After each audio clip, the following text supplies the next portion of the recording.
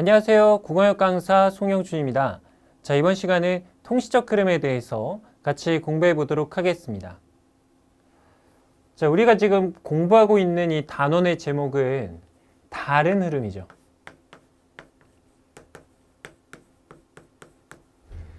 자, 다른 흐름이라는 것은 앞내용과 뒷내용의 차이가 있다는 뜻인데, 이 앞내용과 뒷내용의 차이만 짚어서는 연결이 제대로 이루어지기가 어렵습니다.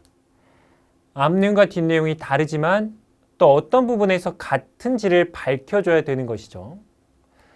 지난 시간에 배웠던 병렬적 흐름도 생각을 해보면 어떤 내용이 나왔을 때 그거와 병렬인 내용이 있습니다. 얘네 둘을 각각 다르다고만 밝혀주는 것은 이해가 아니고 얘네 둘 사이를 연결을 할 수 있게 왜 얘네들이 같은 글에 있는지, 다시 말하면 어떤 부분에서 같아서 서로 연결이 된 것인지를 잡아줘야 된다는 거죠. 통시적 흐름은 똑같습니다. 자, 16세기 나왔고 글에 17세기가 나온다라고 해보겠습니다. 자, 우선 이런 얘기를 드리고 싶은데, 자, 만약에 어떤 대상에 대해서 이 대상을 시간적으로 쭉 훑어본다라고 해보겠습니다.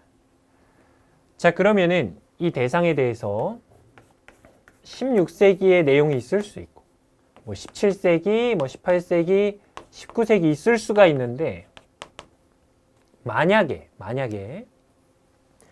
16세기의 내용과 17세기의 내용이 다르지가 않다면 얘네 둘을 굳이 나누어서 설명할 이유가 없겠죠. 마찬가지로 얘네들이 다 같다면 글에서 16세기, 17세기, 18세기를 나누어서 설명할 이유가 없겠죠. 그렇죠? 통시적 흐름에서 1차적으로 생각을 할 것은 어떤 시기를 지칭하는 것 자체가 어떤 의미인가입니다. 17세기라는 것을 글에서 딱 짚어 말한다면은 그것은 다른 시기랑 구별되는 어떤 특징이 있기 때문이겠죠. 자, 그러면은 이렇게 16세기, 17세기를 얘기를 한다 그러면 이 둘 사이에는 어떤 내용적인 차이가 있을 겁니다. 그렇지만 우리 병렬적 흐름에서 했던 것처럼 얘네 둘이 다르기만 해서는 묶일 수가 없고 둘에서 공통적인 부분이 있고 통시적 흐름에서는 보통 어떤 하나의 대상에 대해서 16세기에 설명하고 17세기에 설명하고 이런 식으로 쭉쭉 이어나가는 흐름이 드러나게 됩니다. 그러니까 읽을 때는 병렬적 흐름처럼 다른 걸 짚으면서 동시에 왜 하나로 묶였는지를 생각을 해야 됩니다. 그러니까 읽는 방법은 이 다른 흐름들이 전부 다 같습니다. 다음 시간에 배우는 그러나의 흐름도 결과적으로 다른 것뿐만 아니라 같은 것도 찾아줘야 된다는 점에서 같죠. 자, 보겠습니다. 산업화에 따라서 사회가 분화되고 또 산업화에 따라서 개인이 공동체적 유대로부터 벗어나게 되는 현상을 뭐라고 하냐면 개체화인데,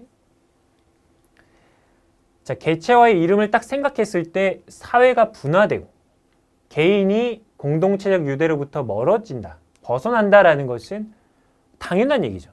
개체화라는 이름 자체에서 느껴집니다.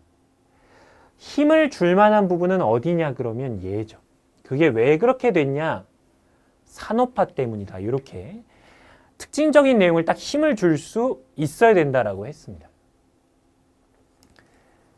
울리백 그리고 지그문트 바우만이 나오는데 얘네 두 사람은 하고, 자, 이 부분.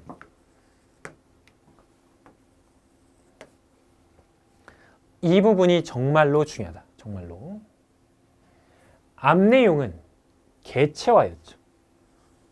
그러면 뒤에도 개체화인가 하고 봤더니 개체화는 개체화인데 현대의 개체화다. 자, 그러면 어떤 시기를 딱 짚어서 말을 하고 있죠.